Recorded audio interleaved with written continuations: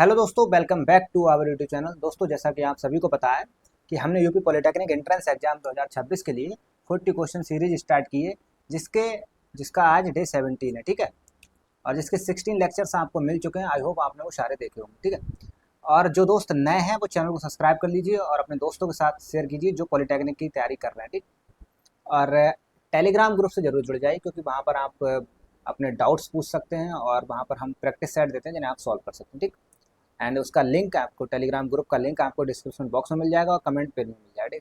And ये 25 days का plan है हमारा, जिसमें हम 25 डेज़ तक लगातार आपको 40 क्वेश्चन सीरीज देंगे, जिसके ये 40 क्वेश्चंस जो है ना, बहुत ही इंपॉर्टेंट हैं, जो आपके एग्जाम में एज इट इज़ या इन्हीं कॉन्सेप्ट पर क्वेश्चन पूछे जा सकते हैं। ठीक है, अगर आपने अभी तक कुछ नहीं पढ़ा तो इस सीरीज को जरूर फॉलो करें, ये आपको एक टॉप गवर्नमेंट कॉलेज दिला सकती है। ठीक है, तो चलिए शुरू करते हैं आज के अपने इस लेक्चर को। तो कह रहे हैं कि ये जो आपका एक इसे PYQs यानी कि भिन्न के रूप में, PYQs क्या होता है, भिन्नित होती है, उसके रूप में लिखना है। ठीक, और ये 3 4 के ऊपर वार है। ठीक है, क्योंकि 1 2 3 4 दे देगा तो इतना इजी क्वेश्चंस कोई नहीं देगा, तो सॉल्व करिए इसे। इस प्रकार के क्वेश्चंस को हमने एक लास्ट वीडियो में एक क्वेश्चन कराया था, जिसमें हमने आपको डिटेल्ड मेथड बताया था कि कैसे अप्रोच करते हैं, कैसे सॉल्व करते हैं। ठीक है, लेकिन आज हम आपको एक शॉर्टकट मेथड बता देंगे। ठीक है, शॉर्टकट मेथड। चलिए, शॉर्टकट मेथड में बस इतना ही है, ये संख्या दी है, शॉर्टकट मेथड में कुछ नहीं है, संख्या दी है, लिख। पहले बनाते हैं डिनोमिनेटर। डिनोमिनेटर जितने बार, जितने डिजिट्स के, ये संख्या दी होगी उसमें डिजिट्स होंगे, जितने डिजिट्स के ऊपर बार हैं, कितने के बार हैं, दो, तो 2 9 लिख दीजिए, लिख दिया ना।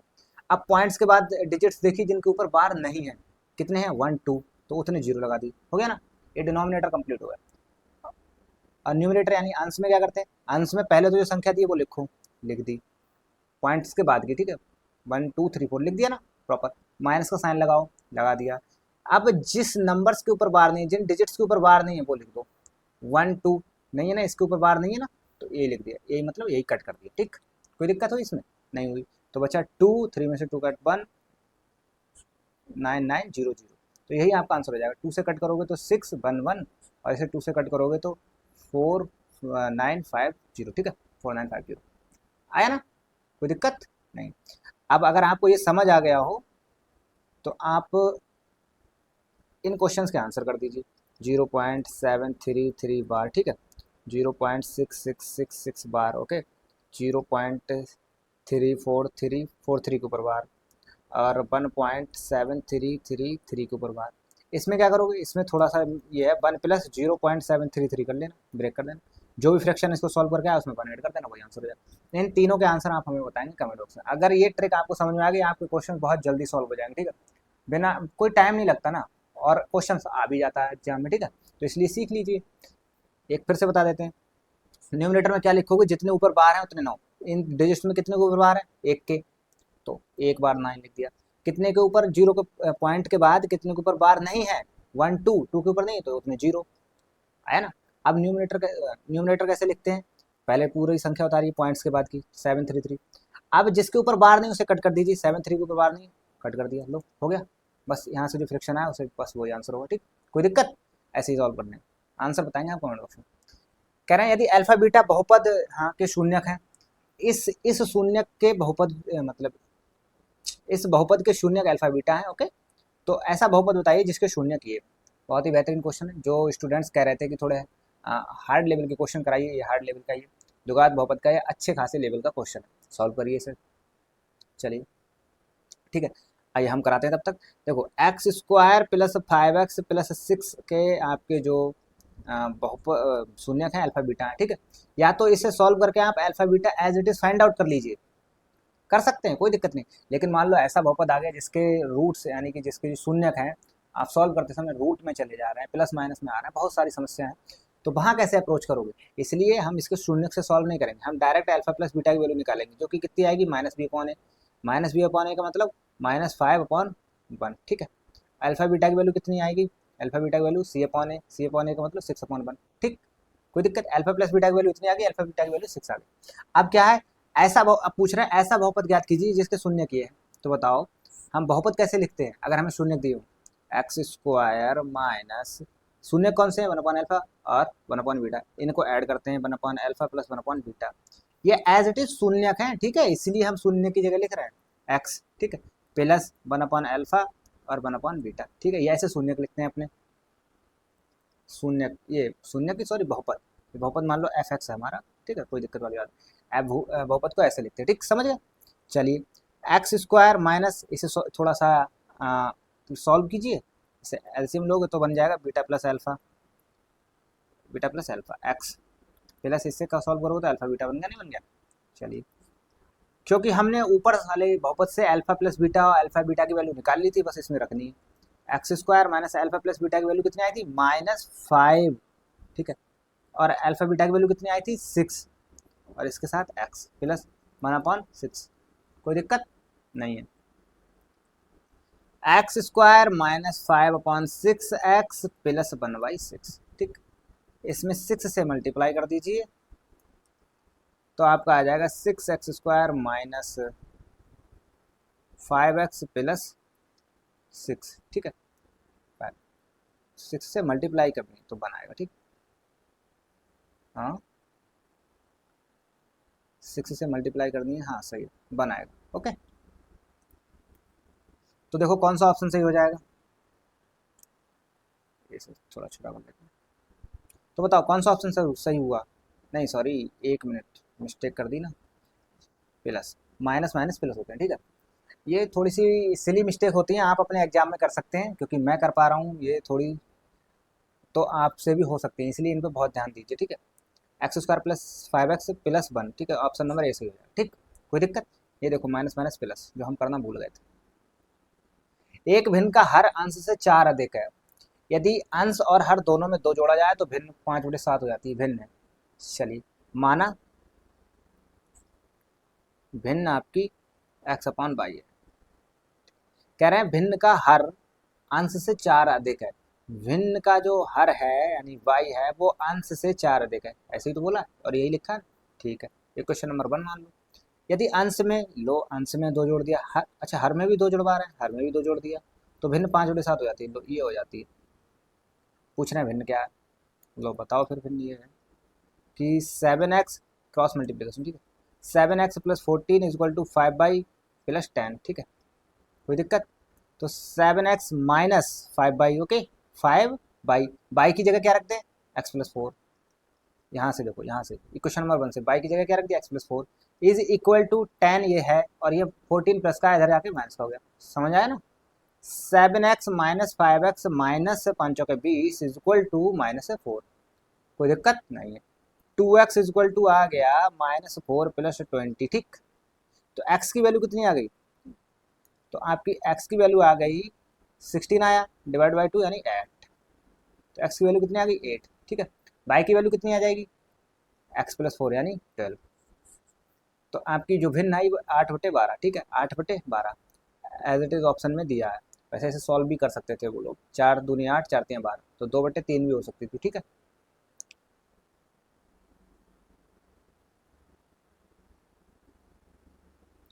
और दूसरा है ये आप ऑप्शन से भी जा सकते थे, ठीक है, अगर ऐसे आप समझ में नहीं आए तो ऑप्शन में जो चेंजेस करने को बोले हैं वो कर दीजिए, ठीक है।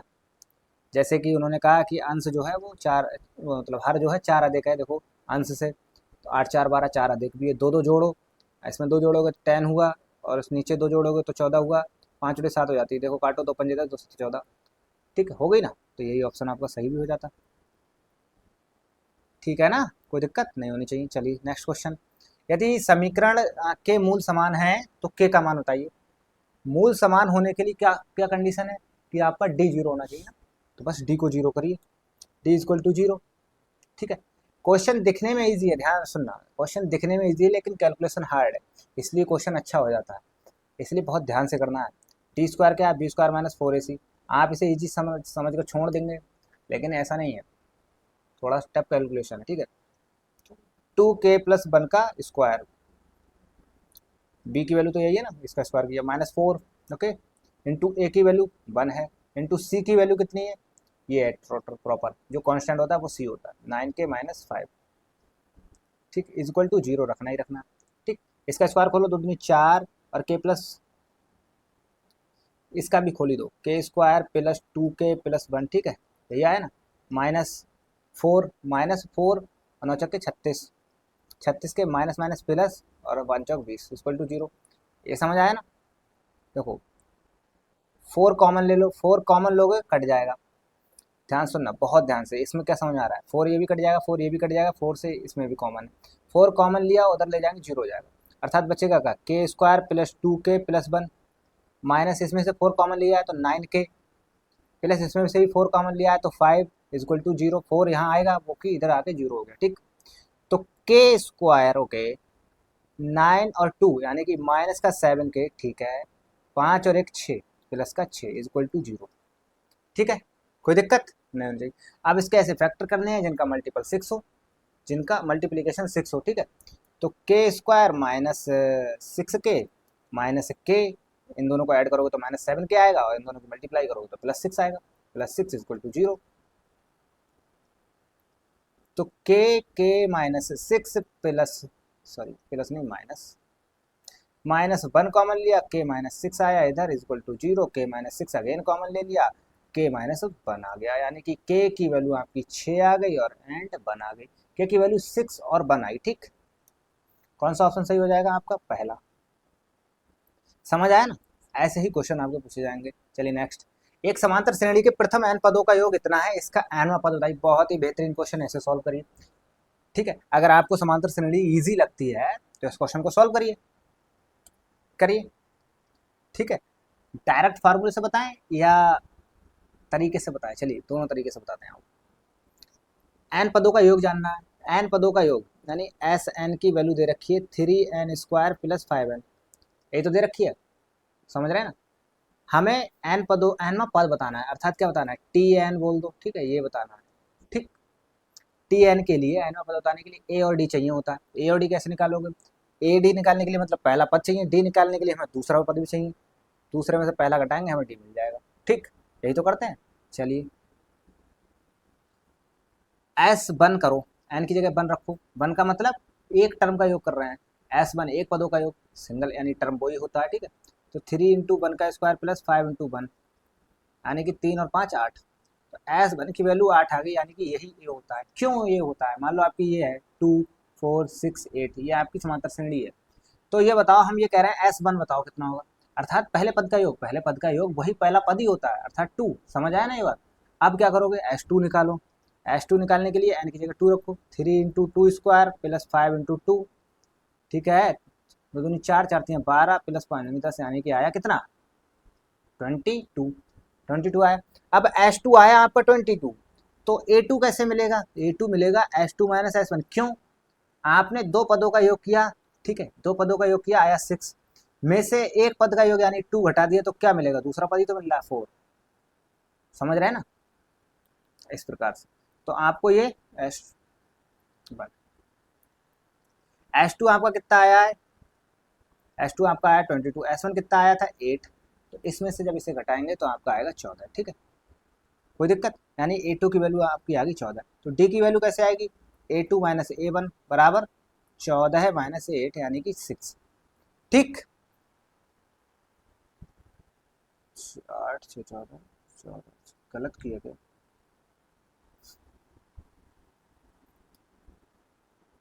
22 में से 8 घटाया, 12 में से 8 4, ठीक है, 14 में से 8 घटाया 6, 8 से 14 14 6 20, ठीक है, सही है प्रॉपर। चलिए तो हमें क्या याद करना था, हमें एन पद याद करना था, अर्थात टी एन। टी एन क्या होता है, ए प्लस एन माइनस 1 डी, ठीक है, यही तो होता है। ए की वैल्यू कितनी है, ए की वैल्यू आपकी है, कहाँ गई, ए की वैल्यू वही है जो एस वन की वैल्यू थी, एस वन की वैल्यू कितनी थी 8 थी, ठीक है, 8 प्लस एन माइनस 1 इसकी 6 है, ठीक, कोई दिक्कत नहीं है। चलिए तो 8 प्लस 6 एन माइनस 6 यानी कि 6 एन प्लस 2, ये आपका आंसर हो जाएगा। टी एन की जो वैल्यू आएगी ए 6 एन प्लस 2, समझ आया ना? तो आपका 6 एन प्लस 2 हो गया। अब आप सोच रहे होंगे दूसरा मेथड क्या था, दूसरा मेथड तो सिंपल था, हम फार्मूला जानते हैं, एस एन बराबर n by 2 a plus l, l क्या होता है, लास्ट टर्म होती है, लास्ट टर्म या टी एन टर्म बोल दो, ठीक है, कुछ भी बोल दो, एनवा पद भी कैसे निकालते हैं लास्ट टर्म से, ठीक है, या ए एन लिख दो, ए प्लस ए एन, ठीक, यही तो फार्मूला होता है, हमें यही तो ज्ञात करना है इसमें। एस ए कैसे निकालेंगे, ए वही होता है एस वन, ये ऐसे ए निकालोगे, एस एन की वैल्यू कितनी दी थी, 3n² प्लस 5n, ठीक है, equal to n by two, ठीक है, ए की वैल्यू कितनी दी थी, निकाली थी सॉरी, 8 प्लस ए एन, ठीक है ना, ए एन की वैल्यू निकालनी है हमको। देखो एन से, अच्छा अभी समझाते हैं, 2 ऐसे आया, ये 2 मल्टीप्लाई में था, इस वाली में से n कॉमन लिया है, तो 3n प्लस 5 बचा, ठीक, और ये वाला n डिवाइडेड में आ गया, बराबर 8 प्लस ए एन, एन से n कटा, तो 3 टू 6n प्लस 10, और ये 8 इधर आ गया, 8 ए एन, तो ए एन की वैल्यू आ गई 6n प्लस 6n+2, ठीक है, वो यहाँ आई वो यहाँ आई, कोई दिक्कत, दोनों तरीके से जा सकते थे। चलिए नेक्स्ट क्वेश्चन, एक अनंत गुणोत्तर श्रेणी का योग 4 है, दूसरा पद 3/4 है, प्रथम पद, नॉर्मल क्वेश्चन लग रहा है देखने में, लेकिन है बहुत कठिन है बहुत कठिन, बहुत ही बेहतरीन क्वेश्चन है, सॉल्व करिए इसे।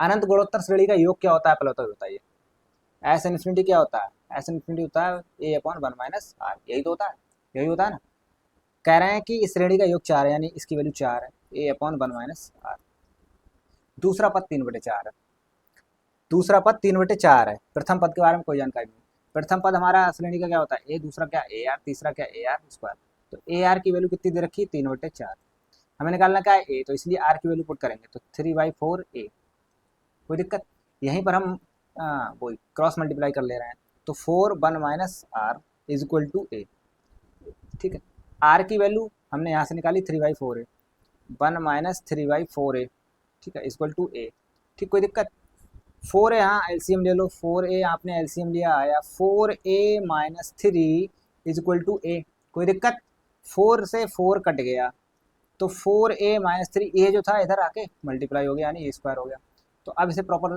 फॉर्मेट में लिखते हैं, तो यहाँ समीकरण a square minus 4a plus 3 is equal to 0, ठीक, यहाँ से जब आप ए की वैल्यू निकालेंगे, यहाँ से जब आप इसे सॉल्व करके ए की वैल्यू निकालेंगे तो आएगी 1 और 3, ठीक है, a minus 3 plus plus minus a minus 3 is equal to 0, a minus 3 a minus 1 equal to 0, a की वैल्यू 3, 1, ठीक है, ए की वैल्यू क्या आ गई 3 और 1, और पूछा क्या था, ए की वैल्यू पूछी थी, ठीक, प्रथम पद है, प्रथम पद आपके 3 और 1 2 आए, तो ए ऑप्शन भी ठीक ही है, ए और सी, ठीक, कोई दिक्कत नहीं होनी चाहिए। चलिए नेक्स्ट क्वेश्चन करते हैं, यदि log tan 3 0.4771 हो तो 3⁴ में अंकों की संख्या बताइए, बहुत ही बेहतरीन क्वेश्चन है, इससे पहले हो सकता है मे भी आपने ये क्वेश्चन पढ़ा हो, ठीक है, चलिए इसका कॉन्सेप्ट ही अलग है इस पूरे क्वेश्चन का, लघु गणक का ऐसा क्वेश्चन आपने सॉल्व नहीं किया होगा।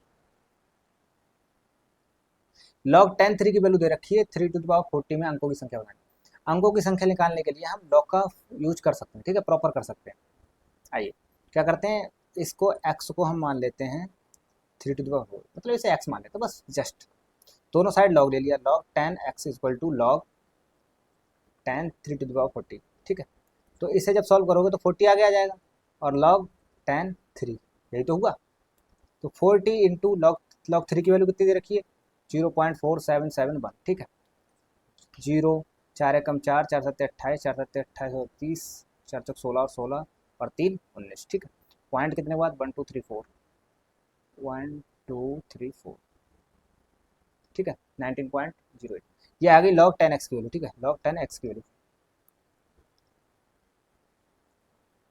log tan x की वैल्यू बताओ कितनी आएगी, x की वैल्यू, अब x की वैल्यू कितनी आएगी 10 टू द पावर 19.0840, ठीक है, अब बताओ तुम, बस इतना सा बता दो, x tan की पावर कुछ भी हो, tan की पावर यहाँ 19 पॉइंट समथिंग है, कितनी 19 पॉइंट समथिंग है, हम अप्रोक्सीमेटली आंसर दे रहे होंगे 19 पॉइंट समथिंग है ना, कितनी 19 पॉइंट समथिंग, मान लो 10 की पावर 19 ही होती तो क्या करते, एक के आगे 19 जीरो लगा देते ना, एक के आगे 19 जीरो लगाने का मतलब 19, ये 19 अंक तो जीरो हो गए, और ये 20वां, एक जो होगा वो 20वां होगा ना, तो ऐसे ही 10 की पावर 19 है, यानी कि 1 के आगे आपने कितने जीरो लगाए 19, 19 तो जीरो हो गए, ठीक है, और 1 ये, यानी कि टोटल कितने number of digits number of digit यानी अंक कितने हो गए 1 + 19 यानी कि 20। समझ आया? तो 20 आपका आंसर होगा। कोई दिक्कत इस क्वेश्चन में? नहीं, ये बहुत ही बेहतरीन क्वेश्चन था। ठीक, चलिए नेक्स्ट क्वेश्चन सॉल्व करते हैं। यदि sec theta plus tan theta बराबर p हो तो cosec थीटा की वैल्यू बताइए। ये भी बहुत बेहतरीन क्वेश्चन है, इसे भी करिए। मतलब आज जो क्वेश्चंस आपको मिल रहे हैं एक से एक तगड़े क्वेश्चन मिल रहे हैं। ठीक है, sec theta plus tan theta की वैल्यू आपको दी है। देखो sec theta plus tan theta की वैल्यू p दी है। हम एक ये जानते हैं सर सम का sec स्क्वायर थीटा प्लस नहीं माइनस tan स्क्वायर थीटा बराबर 1 होता है। ये वाली जानते हो। इसे आपने खोला sec theta plus tan theta, ठीक है, और sec theta minus tan theta equal to भी 1 ही होगा। इसे a square minus b square से खोला। sec theta plus tan theta की वैल्यू p दी है, तो sec theta minus tan theta की वैल्यू कितनी आ गई? ये p थी, इधर जाके 1/p होगी ना। कोई दिक्कत?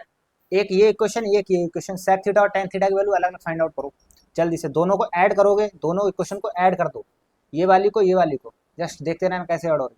ऐड होंगी तो tan से tan कट गया तो 2 sec थीटा आया में p प्लस 1/p हुआ। sec थीटा की वैल्यू आई 2p, ये 2 नीचे आया, p स्क्वायर प्लस 1। ये समझ आया? बताओ, ये समझ आया? आया नहीं आया? चलिए आया होगा। अब देखो ये आया जब जोड़ा हमने, ठीक है, जब हमने उन इक्वेशंस को ऐड किया। अब हम इक्वेशन को नहीं नहीं चलो वो ज़्यादा हो जाएगा। sec थीटा की वैल्यू इसमें रख दो, tan थीटा की वैल्यू निकाल लो। चलिए tan थीटा की वैल्यू निकालने के लिए हमें करना होगा, इक्वेशन नंबर 1 में रखना है, ठीक है। यहाँ से tan थीटा की value p minus sec theta, ठीक। तो p माइनस sec थीटा कितना? p स्क्वायर प्लस 1/2p, ठीक है। तो 2p हमने यहाँ कॉमन लिया, तो 2p square minus p square minus 1, ठीक है। तो p स्क्वायर माइनस 1/2p, ये किसकी वैल्यू आ गई? ये वैल्यू आ गई आपकी tan थीटा की, ठीक है, tan थीटा की। हमें निकालना क्या? cosec theta. क्या निकालना है? cosec थीटा, ठीक है। तो एक फार्मूला आपने ये देखा होगा, cosec थीटा बराबर, ये वाला सुना नहीं होगा पर देख ले रहे, cosec थीटा बराबर आपका होता है cosec थीटा बराबर sec theta into tan theta. ये वाला फार्मूला देखे हो? नहीं देखे ना? आइए देखते हैं कैसे आया। आपने ये पढ़ा ना, tan थीटा बराबर होता है sin theta upon cos theta, ये तो सुना ही है ना? सुना है ना? प्रॉपर सुना ही होगा अच्छे से। tan थीटा बराबर आ गया 1/cos cosec थीटा और 1/sec थीटा। sec ऊपर गया, cosec नीचे आया, ठीक। तो sec ऊपर गया यानी कि sec theta upon cosec theta और ये tan थीटा, ठीक है। तो cosec थीटा की वैल्यू निकालेंगे, sec अपॉन tan आएगी। सॉरी अभी अब हम गलत कर देते इसे, sec theta upon tan theta आएगी, sec theta upon tan theta. sec theta की वैल्यू हमने निकाली p स्क्वायर प्लस 1/2p, ठीक है। और tan थीटा की वैल्यू हमने निकाली p स्क्वायर माइनस 1/2p। तो 2p से 2p कैंसल आउट, आपका आंसर आ गया p square plus 1/p square minus 1, ठीक है। ये किसका आया? cosec थीटा, ठीक। समझ आया? कंफ्यूज ये मत हो जाना कि ये CSC सर आप लिख देते हो, इसका मतलब क्या होता है? CSC का मतलब यहाँ कॉसेक होता है, ठीक है। तो ऑप्शन नंबर कौन सा सही? p square plus 1 p square minus 1, A option ठीक है। कोई दिक्कत है इस क्वेश्चन में? कोई होगी ना थोड़ी बहुत, लेकिन वीडियो को अगर हो रही है तो दोबारा से देखिए, अच्छे से समझ आ जाएगा, ठीक है। ये फार्मूला बस हमने बनाया था, ठीक है, क्योंकि हमें tan और sec चाहिए थे और ये हमें पता था।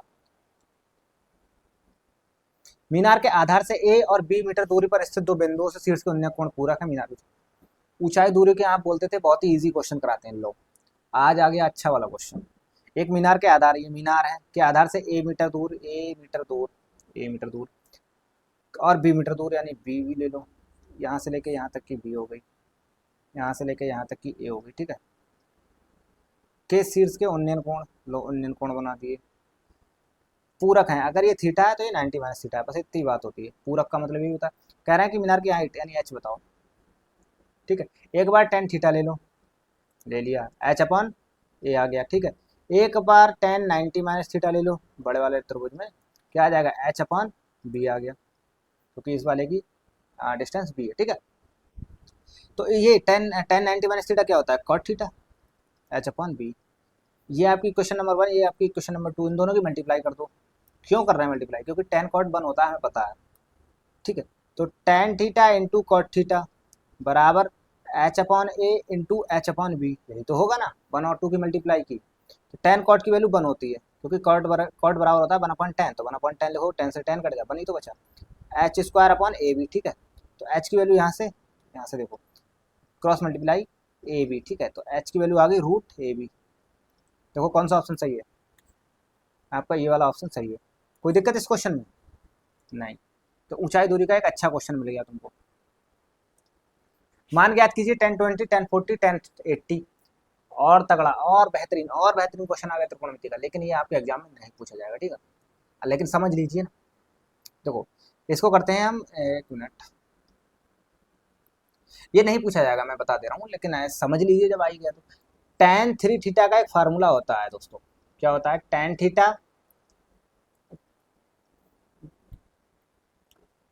Theta multiplied by tan 60 minus theta multiplied by tan 60 plus theta, ठीक है। कोई दिक्कत इसमें नहीं होनी चाहिए, 60 प्लस थीटा, ठीक। तो बताओ tan थीटा, अगर तुम थीटा की जगह 20 रख दो, ठीक है, तो tan 3 इंटू 20, ठीक, बराबर tan 20 multiplied by tan 60 minus 20, 40 हो गया ना, मल्टीप्लाइड बाई tan 60 प्लस 20 कितना हो गया? 80 हो गया। तो देखो यही तो दिया है ना, यही तो दिया है, इसकी वैल्यू कितनी? tan 60, ठीक है, tan 60 ऑप्शन नंबर डी ठीक है। लेकिन tan 60 वैल्यू कितनी होती है? √3 है, ऑप्शन नंबर ए भी ठीक है, ठीक है। तो अगर ऐसा कुछ हो जाए तो दो ऑप्शन आ जाए तो कौन सा सही करके आओगे? तो ऑप्शन नंबर ए लगाना, ठीक है, हमेशा, क्योंकि वैल्यूज ज़्यादा वरीयता दी जाती है उनको, ठीक है।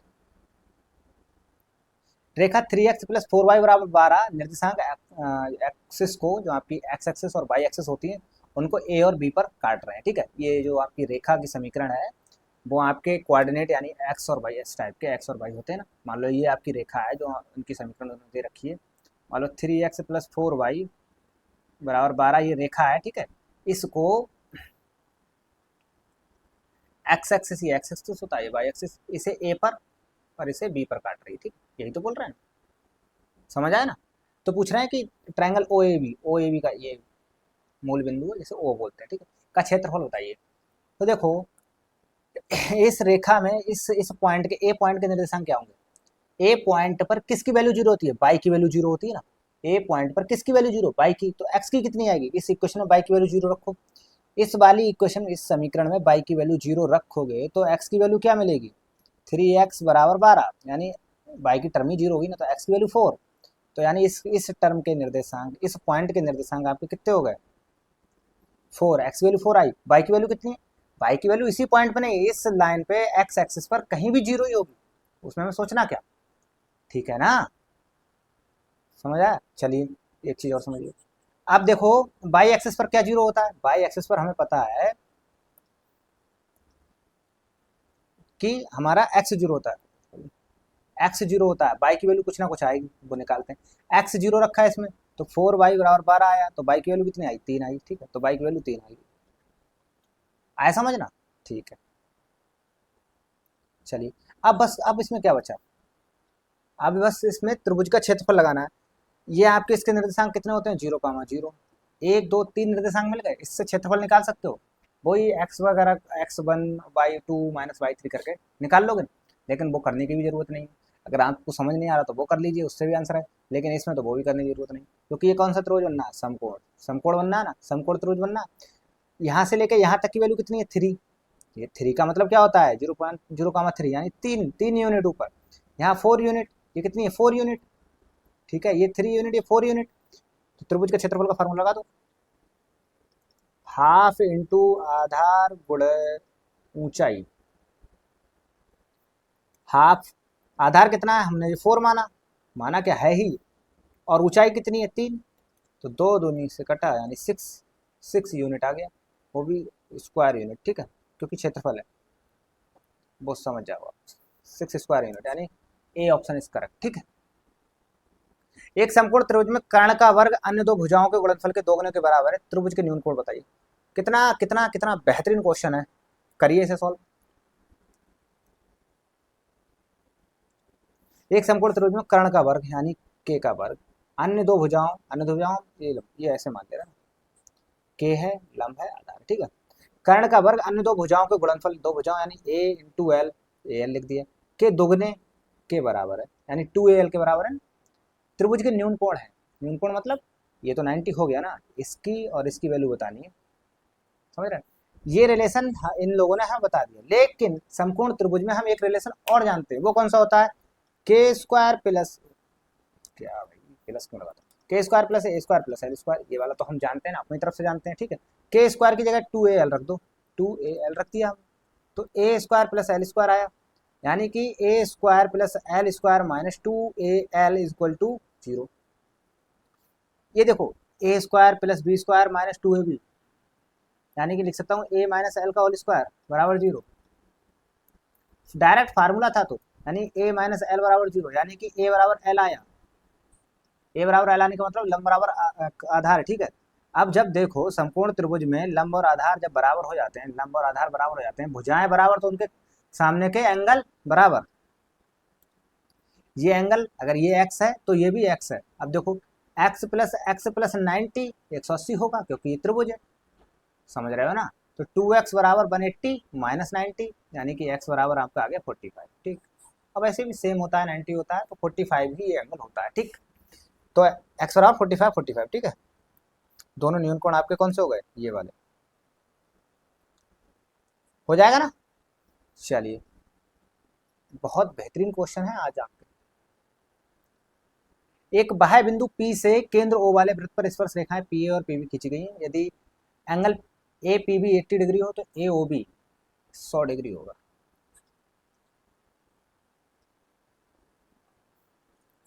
कैसे होगा, कैसे, मैंने इतनी जल्दी आंसर बता दिया। देखो ये दो ऐसा वृत्त है, इस पर P बाह्य बिंदु से स्पर्श रेखाएं खींची गई, ये आपका सेंटर है, ठीक है सर, मतलब सेंटर यहाँ, और इसी से ये मान लो P था, A और B यही तो स्पर्श रेखा है, ठीक है। किसकी वैल्यू दी है, APB की, यानी ये 80 दी थी, पूछा गया था AOB यानी ये एंगल पूछा था, ये 90 होता है, ये हमें पता है वृत्त पे। देखो स्पर्श रेखा और वृत्त की त्रिज्या, ठीक है, 90 डिग्री का कोण बनाती है, ठीक है। ये प्रमेय है, बस आपको पता होनी चाहिए। और वैसे भी ये स्पर्श रेखा हमेशा परपेंडिकुलर ही कट करती है, ये नहीं पता तो गलत बात है, पता होनी चाहिए, ठीक है। तो ये 90 90 180 हो गया, ये 90 90 180 हो गया, बन रहा है चतुर्भुज।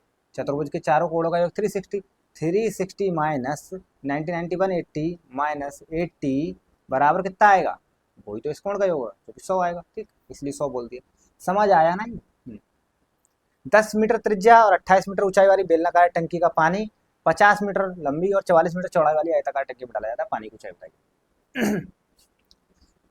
इसका पानी उसमें डाला जा रहा है, ठीक है। ये बेलनाकार थी, वो आयताकार, आयताकार मतलब घनाभाकार, ठीक है। आयत आयत तो एक 2D ज्योमेट्री है ना, उसमें पानी थोड़ी भर दोगे, पानी भरने के लिए तुम्हें 3D ज्योमेट्री चाहिए। तो आयत उसका बेस है, आयताकार बेस है उसका, हाइट तो कुछ होगी तो बन जाएगा घनाभ, ठीक। तो बेलनाकार क्या समान क्या रहेगा, आयतन समान रहेगा ना, आयतन ही तो समान रहेगा, तो यानी कि पाई आर स्क्वायर एच जो कि बेलन का आयतन है, ठीक है। और इधर l into b into h जो कि पानी का हाइट, ठीक है। पाई की वैल्यू 22/7, आर की वैल्यू कितनी 10, एच की वैल्यू कितनी 28, एल की वैल्यू कितनी 50, बी की वैल्यू कितनी 44, एच की वैल्यू हमें काउंट करनी है, ठीक। 7 चौके 28, ठीक। 4 से काटा आया 11, ठीक। 11 से काटा आया 2, ठीक। और 11 से काटा आया 2, ओके, 10 ही है।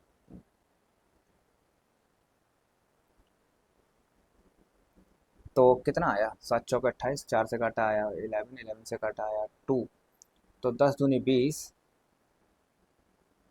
अपॉन 50, ये एच की वैल्यू आएगी। यानी कि एक बार फिर से कर दी ना मिस्टेक, इतनी जल्दबाजी में यही होता है मित्रों।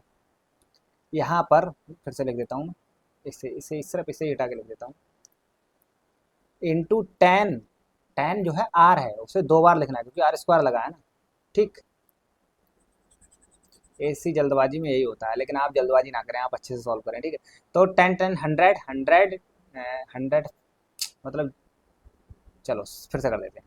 200 आया ना, 10 10 100 की मल्टीप्लाई 2 से 200 डिवाइडेड बाई 50, तो एच की वैल्यू आ गई आपकी 4, यानी एच की वैल्यू आ गई 4, ठीक।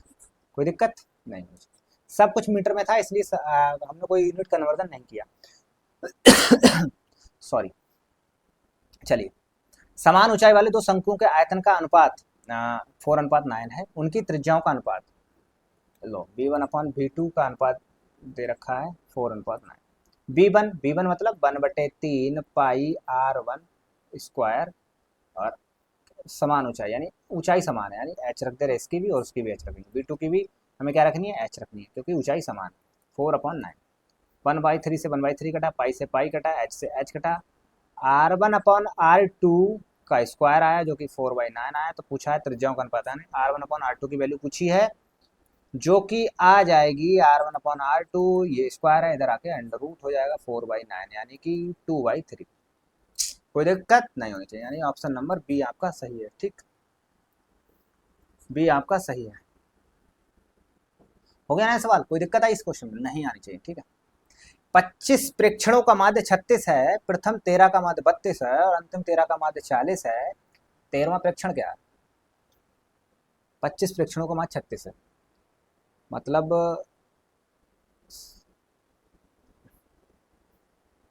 25 प्रेक्षणों, प्रेक्षण हटाओ, 25 हम संख्या बोल दे रहे हैं, ठीक है।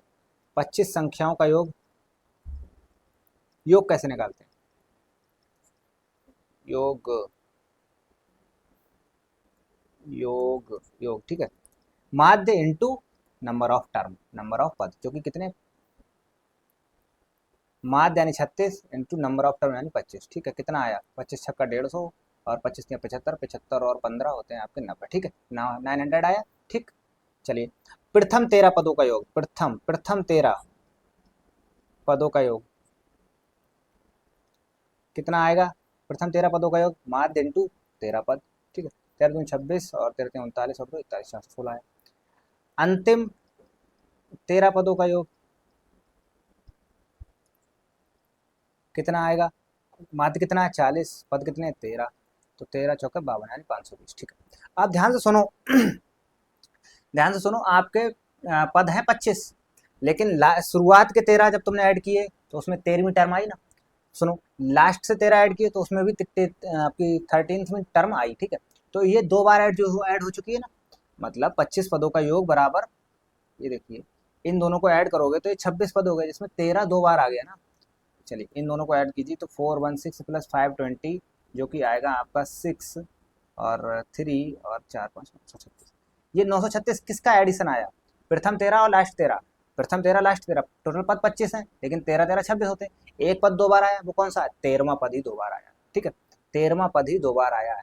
अगर इस 936 में से अगर हम 25 पदों का योग घटा दें, जो कि 26 का है ना, 13 13 26 में घटा दें, तो हमें कौन सा पद मिलेगा? 13वां पद मिलेगा। 13वां पद बराबर 936 माइनस 900 यानी कि 36। 13वां पद आपका 36 हो गया, ठीक। समझ आया ना? देखो, 13 पद का शुरू से किया, 13 पद का लास्ट से किया, आपके पद 25 ही हैं, ठीक है। तो 13 13 26 यानी 13वां पद 2 बार ऐड हुआ है, समझ रहे ना? 13वां पद 2 बार ऐड हुआ है, लेकिन इसमें 13वां पद 1 बार ऐड हुआ है। तो इसमें से 936 में से इसे कट करोगे तो आपको 13वां पद जो 2 बार ऐड हुआ था वही तो निकलेगा, यानी सिंगल बार का इसमें से कट ही हो गया, तो एक ही बचा होगा 36। निम्न डेटा का बहुलक 36 है, लुप्त आवृत्ति x का मान याद कीजिए। ये क्वेश्चन आप कर लीजिए, क्या है ये, मॉड यानी बहुलक। बहुलक देखो, बहुलक कितना दिया है 36, तो कौन सा वर्ग हम चुनेंगे? 36 तो हमसे में आता है इसमें, तो ये वाला चुनेंगे, ठीक है। फॉर्मूला क्या होता है? फॉर्मूला होता है आपका L plus F0 minus F1 minus F0 upon 2F1 minus F0 minus F2 into H, ठीक है। कोई दिक्कत? इस वाले फार्मूले से हम निकाल लेंगे। L की वैल्यू कितनी 30, F1 की वैल्यू कितनी, जो भी आपकी होती है, मतलब जो भी हम वर्ग चुनते हैं उसकी बारंबारता कितनी है 16, ठीक है। F0 उससे जस्ट पहले, F0 उस बारंबारता से जस्ट पहले कितनी है x, ठीक है। F2 उसके जस्ट बाद यानी कितनी है 12, H वर्ग का अंतराल यानी कितना है 10, ठीक है। और कुछ बचा? एल मतलब उसकी लोअर सीमा बता ही दी 30। ठीक है, ए वैल्यू रख के आंसर बता दीजिए। ठीक, शब्द मैथमेटिक्स से एक अक्षर यादृच्छिकता मतलब रैंडमली चुना जाता है, उसके स्वर होने की प्रायिकता है। बताओ, ये मैथमेटिक्स वर्ड है आपका, इसमें से स्वर होने की प्रायिकता, आपने एक लेटर चुना, वो स्वर निकलेगा इसकी प्रायिकता। तो हमारे संभावित परिणाम बताओ, एनी कितने हैं, कितने इसमें आपके स्वर हैं? 1 2 3 4, 4 हैं। टोटल कितने हैं? 1 2 3 4 5 6 7 8 9 10 11, 11। तो प्रायिकता क्या हो गई?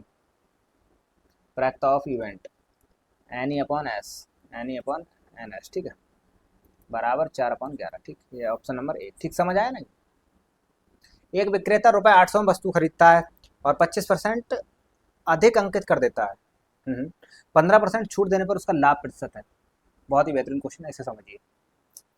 800 रुपये में उसने वस्तु खरीदी, ठीक है। अब क्या किया, उसमें जो वस्तु खरीदी उसमें 25% यानी कि जो 800 का 25% उसने अंकित कर दिया, समझ रहे हैं। और उसके बाद 15 जो जो अंकित मूल्य किया उस पर 15% छूट दे के लाभ कमा रहा है। कितना कमा रहा है और कितना परसेंट है वो ही निकालते हैं। सीपी क्या है, यानी कि क्रय मूल्य 800 रुपये, समझ आया ना। एमपी यानी मार्केट प्राइस, क्या मार्केट प्राइस 800 तो है ही, लेकिन उसने 800 का 25% ऐड कर दिया, तभी तो निकाला मार्केट प्राइस। यानी कि 800 प्लस 800 का 25% यानी हाफ, 25% करेंगे 25/100 यानी कि बना 25 से 100 को कर ही दे रहे, 800 इंटू 25/100 4 यानी कि 200, यही बोलने वाला था। यानी आपका आया 1000, ठीक है। एमपी आपका आया 1000। अब क्या हम निकालते हैं एसपी, यानी बेच कह रहा है, बेच कितने पर है, बेच दे रहा है वो 15% छूट देकर, किस पर छूट देगा, जो अंकित मूल्य है एमआरपी है उसी पर तो छूट देगा ना। यानी कि 1000 रुपये की तो एमआरपी हुई, उसमें कम कर रहा है, छूट दे रहा है, कह रहा है तुम थोड़ा सस्ते में ले लो। कितने सस्ते में? 1000 पे ही 15% की छूट दे दी उसने, यही तो किया है। तो ये आपका एसपी है यानी विक्रय मूल्य। तो 1000 माइनस इसे करोगे तो आपका आ जाएगा, 2 जीरो से 2 जीरो कट जाएंगे, नहीं 150, ठीक है। तो आपका आया ये 850, ठीक है, 850 रुपये में वो बेच रहा है। अब बताओ प्रॉफिट, प्रॉफिट यानी लाभ, s p minus c p होता है ना, s p minus c p, ठीक है, जो कि है 850 माइनस 8008, यानी 50 रुपीज़ का उसने प्रॉफिट लिया। अब हमें परसेंट प्रॉफिट चाहिए ना, परसेंट प्रॉफिट निकालते हैं, profit upon c p into 100, यानी कि प्रॉफिट 50, सी पी आपका 800 और 100 ये रखा, तो ये आया 8 से जब आप इसे कट करोगे तो 8 छक्के 48 और बचे 8 दूनी 16, 8 पंजे 40, ठीक, 6.25%, ठीक है, 6.25% हुआ ना। कोई दिक्कत इस क्वेश्चन में नहीं, बस समझना बाकी था, बस हमें समझ में आ जानी चाहिए चीज़ें और हमारे क्वेश्चन सॉल्व हो जाते हैं कि क्वेश्चन क्या कह रहा है। ठीक, चलिए, कोई राशि साधारण ब्याज पर 7 वर्षों में दोगुनी हो जाती है, उसी दर पर 5 गुनी कब होगी? ये क्वेश्चंस अंकित ने शायद इंस्टाग्राम पे, सॉरी इंस्टाग्राम की, टेलीग्राम पे पूछा था, ठीक, उनसे ये हुआ नहीं था, ये नहीं था लेकिन ऐसा ही था। तो कोई राशि साधारण ब्याज पर 7 वर्षों में दोगुनी हो जाती है, उसी दर पर 5 गुनी कब होगी? दुगनी होने का मतलब क्या होता है, ठीक है, पहले ये समझिए। मूलधन आपका था, कोई राशि यानी मूलधन आपका था पी, दुगनी होने का क्या मतलब हो गया, यानी ए की वैल्यू 2p हो गई, यही तो होता है दुगनी होना। कितने वर्षों में हो रही है? टी बराबर 7 वर्षों में, 7 ईयर्स में, ठीक। साधारण ब्याज की दर हमें यहाँ से कैलकुलेट करनी, दर तो सेम रहेगी ना, दर तो सेम ही रहेगी। चलिए करिए, ए की वैल्यू ये है, मूलधन की वैल्यू ये है, तो ये बता दो एस आई कितना आया होगा। एस आई हमेशा ए माइनस पी होता है, ए की वैल्यू कितनी 2p, पी की वैल्यू तो पी है, यानी कि पी, एस आई कितना आया पी, समझ रहे हैं ना। एस आई का फार्मूला क्या होता है, p into r into t upon 100, सही है, एस आई पी है, पी की वैल्यू पी ही है, आर की वैल्यू हमें पता ही नहीं है, टी की वैल्यू 7 है अपॉन 100, ठीक है, पी से पी कट गया, ठीक है, तो ये 100 इधर चला जाएगा और 7 इसके नीचे आया, यानी आर की वैल्यू आपकी 100/7% आ गई, इसमें कोई दिक्कत नहीं है ना। चलिए, आर की वैल्यू मिल गई। अब लेकिन पूछा गया है क्वेश्चन में, कह रहे हैं कि उसी दर पर, दर से में यानी आर यही है, पर 5 गुनी कब होगी? 5 गुनी होने का मतलब क्या हुआ दोस्तों, यानी कि ए की वैल्यू 5p कब होगी, यानी अब टाइम पूछ लिया, टाइम पूछ लिया, ए की वैल्यू 5p कब होगी, दर तो यही है। ए की वैल्यू 5p होने का मतलब साधारण ब्याज कितना मिलना चाहिए, ऐसा ही कितना मिलना चाहिए हमें, 5p माइनस पी, यानी कि 4p ऐसा ही होना चाहिए हमारे पास, ओके। एस आई का वही फार्मूला लगाना है हमें, एस आई बराबर p into r into t upon 100, ठीक है। एस आई हमें चाहिए 4p बराबर पी, आर कितना है 100/7, नीचे लिख दे रहे ना, इंटू टी कितना है निकालना है, और ये बटे में ऑलरेडी 100 है, ठीक है। तो 100 से 100 कट गया, ठीक है, पी से पी कट गया। तो अब देखो टी की वैल्यू क्या आ गई, 100 से 100 कट गया, तो टी की वैल्यू देखो इन दोनों में मल्टीप्लाई हो जाएगा, 28 ईयर्स आ गई। तो यही आपका आंसर हो जाएगा, ठीक। तो उस क्वेश्चन में क्या था जो हमने टेलीग्राम पे दिया था, उसमें यह था कि दुगनी हो जाती है कोई राशि, दुगनी होने का मतलब ये है कि मूलधन का दुगना हो जाना, यानी 2p जो कि मिश्र धन होगा। राशि दुगनी होने का मतलब मिश्र धन मिलना। तो मिश्र धन का कोई फार्मूला होता नहीं हमारे पास मतलब एसआई में, ठीक है। तो एसआई निकालना होता है मिश्र धन माइनस मूलधन करके, उसका फार्मूला रखते हैं, ठीक। तो ये थे आपके मैथ के क्वेश्चंस। कैसे थे, आपसे कितने बने, इसका जवाब जरूर दीजिए कमेंट बॉक्स में, ठीक है। आपसे कितने क्वेश्चन सॉल्व हुए, ठीक है। अगर आपसे इस 20 क्वेश्चंस में से 16 क्वेश्चन सॉल्व हो गए होंगे ना प्रॉपर अच्छे वे में, तो आपको गवर्नमेंट कॉलेज लेने से कोई नहीं रोक सकता, ठीक है। लेकिन मुझे नहीं लगता 16 किए होंगे, लेकिन जिसने किए उसके लिए बहुत बहुत बधाई हो, ठीक है। चलिए, विद्युत आवेश का मात्रक, विद्युत आवेश का मात्रक आपका कूलाम होता है। अब देखो साइंस में क्या है, तुम लोग कहते हो हार्ड क्वेश्चन कराओ, नहीं हार्ड क्वेश्चन नहीं पूछे जाते, इजी क्वेश्चन ही पूछे जाते हैं, ठीक है। इसलिए कोई उनका महत्व नहीं है हार्ड क्वेश्चन कराने का। एक वस्तु ऊर्ध्वाधर ऊपर फेंकी जाती है, उच्चतम बिंदु पर इसका त्वरण होगा। अब बताओ कितना अच्छा क्वेश्चन है। उच्चतम बिंदु पर त्वरण क्या होगा, शून्य होगा, बताओ। या जी, जी होगा ऊपर की ओर, जी होगा नीचे की ओर, G/2 होगा नीचे की ओर, कितना होगा सोच के देखो। उच्चतम बिंदु पर क्या हो जाता है, बी जीरो हो जाता है ना, कुछ क्षण के लिए, बहुत से माइनर टाइम के लिए बी जीरो होगा ना, समझ रहे हैं। और वैसे भी जहाँ डायरेक्शन चेंज हो रही है, पहले वस्तु ऊपर जा रही है फिर वस्तु नीचे आ रही, तो कहीं ना कहीं बी जीरो हुआ जरूर है, ठीक है। तो बी जीरो हुआ है, क्या त्वरण जीरो हो रहा, नहीं, त्वरण जीरो नहीं होगा। जी, त्वरण की वैल्यू जी ही रहेगी, और वो हमेशा नीचे की ओर ही रहती है। जब वस्तु ऊपर जा रही है तब भी जी नीचे को ही लग रहा है, जब वस्तु नीचे आ रही तब भी जी नीचे को ही लग रहा है, समझ रहे हो ना। तो ये जी नीचे की ओर होगा, चाहे उच्चतम बिंदु हो, चाहे ऊपर जाए चाहे नीचे जाए, चाहे बी जीरो हो जाए, ठीक है। किसी वस्तु का द्रव्यमान केंद्र स्थित होता है सदैव वस्तु के भीतर, हाँ ठोस चीजें होती हैं उनमें वस्तु के भीतर होता है, जैसे आपका मान लो मतलब आलू है, ठीक है, और गेंद वगैरह होती है, ठीक है, उनके भीतर मिलता है, मतलब ठोस चीजें। सदैव वस्तु के बाहर, हाँ वस्तु के बाहर भी हो सकता है कभी कभी, ठीक है।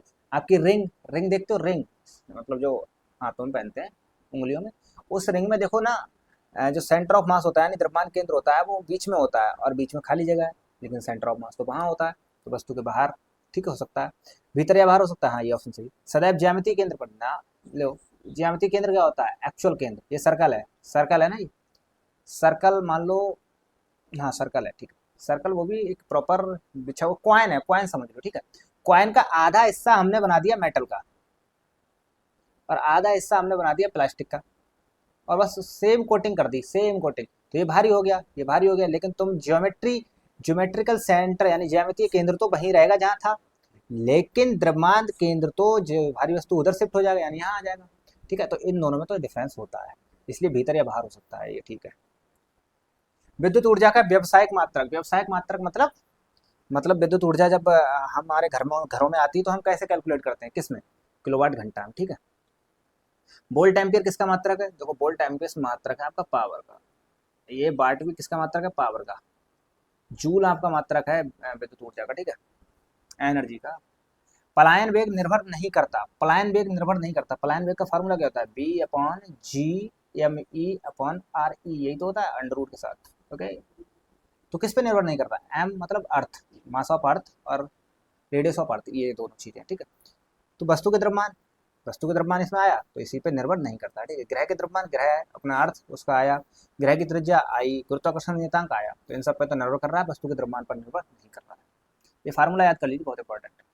वायुमंडलीय दाब मापा जाता है, देखो वायुमंडलीय दाब हमेशा बैरोमीटर से मापा जाता है, ठीक है। थर्मामीटर से हम टेम्परेचर मापते हैं बॉडी का, एमीटर से विद्युत धारा। सूर्य से ऊष्मा पृथ्वी तक पहुंचती है, सूर्य से ऊष्मा, देखो सूर्य से सन है, ये लीजिए, और ये अर्थ है, ठीक है। अरे ये क्या बना रहा हूँ, अर्थ है। तो यहाँ तो निर्वात है, और निर्वात में विकिरण द्वारा ऊष्मा का प्रभाव होता है, ठीक है। दृष्टि का वह दोष जिसमें दूर की वस्तु धुंधली दिखाई देती है, बताओ। दूर की वस्तुएं धुंधली दिखाई देती हैं, निकट की पास दिखाई देती हैं, तो निकट दृष्टि दोष होता है उसमें। जब निकट की वस्तुएं सही दिखाई देती है तो निकट दृष्टि दोष। विद्युत फ्यूज किस सिद्धांत पर कार्य करता है? विद्युत फ्यूज जो हमारे घरों में लगे होते हैं, जो उपकरणों को बचाते हैं, वो ऊष्म प्रभाव पर काम करता है, ठीक है। विद्युत वो जो ये क्या है, फ्यूज का जो गलनांक होता है बहुत कम होता है। अगर आपकी लाइट ज़्यादा आ जाती है, ठीक है, तो पहले वो मतलब परपथ में लगा होता है श्रेणी क्रम में, वो मेल्ट हो जाता है, जिससे हमारे उपकरण सेफ हो जाते हैं, मतलब परपथ ब्रेक हो जाता है, ठीक है। ध्वनि तरंगे आपकी अनुदैर्ध्य होती है, लॉन्गिट्यूडनल, ठीक।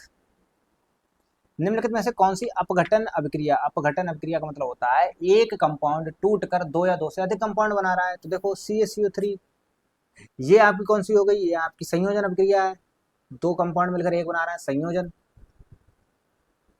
ठीक है। ये Fe, देखो Fe ने कॉपर सल्फेट के विलयन से कॉपर को हटा दिया, तो हटा देने का मतलब विस्थापन कर दिया, विस्थापन अभिक्रिया हो गई। ये क्या है, अम्ल यानी एसिड, ये क्या है बेस, ये क्या बन गया लवण, और ये क्या है पानी। ये कौन सी अभिक्रिया होती है, उदासीनीकरण, उदासीनीकरण। ये भी क्वेश्चन आ सकता है, ठीक है। चलिए, कैंसर उपचार में प्रयुक्त समस्थानिक है। कैंसर उपचार में हम कोबाल्ट 60 का यूज करते हैं, ठीक है, कोई दिक्कत।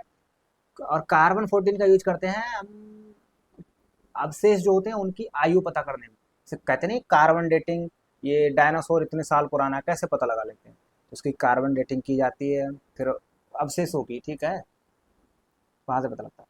त्रिबंध युक्त यौगिक है जिसमें तीन बॉन्ड है।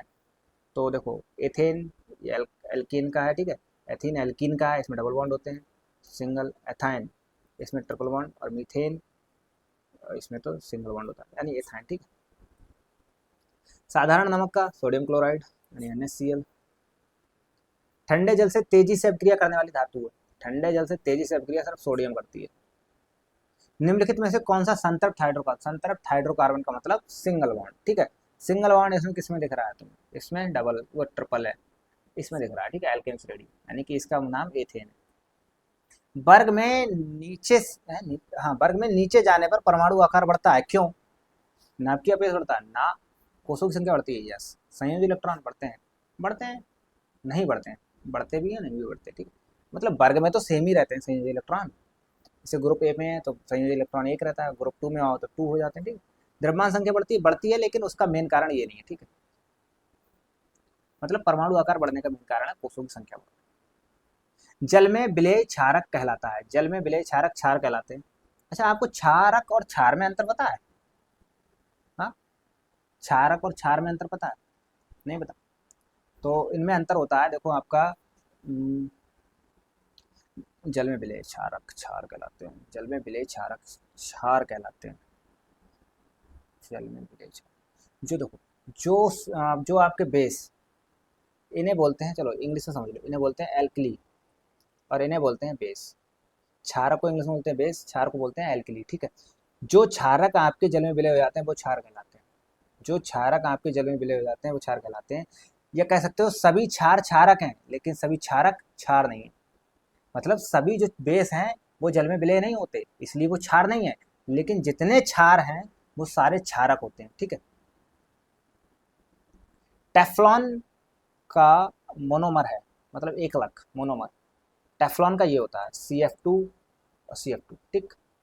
CH2 ये क्या लिखा है, एसिटिलीन लिखा है, ये किसका है, पॉलीथीन का, ठीक है, पॉलीथीन का मोनोमर है, ठीक है, पॉलीथीन का। और CH2 ये आपका PVC पाइप सुने हो, उसका मोनोमर है। एंड ये CH2 ये आपका पॉलीस्टायरीन, ठीक है, पॉलीस्टायरीन,